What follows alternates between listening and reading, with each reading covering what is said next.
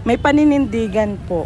Independent at saka a woman who can stand alone. The woman who can stand in her own ways. Independent po sila. Tapos, para sa akin, ang definition ng strong Filipina is independent at saka may paninindigan sa sarili. Kasi katulad ko, kaya ko magdesisyon para sa sarili ko, hindi ako umaasa sa ibang tao, and kaya ko mabuhay kahit ako lang mag-isa. Sa akin po yung simple lang naman pagka sinabi mong strong Filipino, yung ano lang po, yung may paninindigan po sa mga bagay-bagay. Katulad yan po sa dami ng problema natin sa Pilipinas o sa ating mundo, dapat may paninindigan po tayo sa kung ano yung alam natin tama.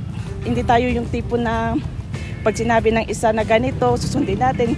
Kahit alam naman natin sa sarili natin na yung hindi siya tama. O yun lang. A woman who can stand alone. Sa ano man mga trials and problem, kayang solusyonan. And another thing is yung pagiging independent. Yung hindi nakadepende sa ibang tao. So for me, yun po yung definition of a strong Filipino po.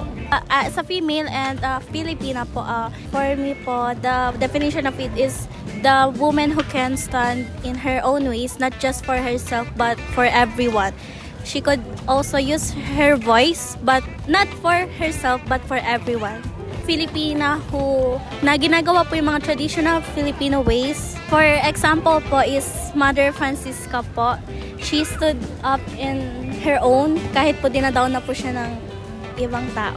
For me po, yung isang strong Filipina po is parang independent po sila. Tapos alam po na sa sarili nila na kaya nilang gawin kung ano gusto nila.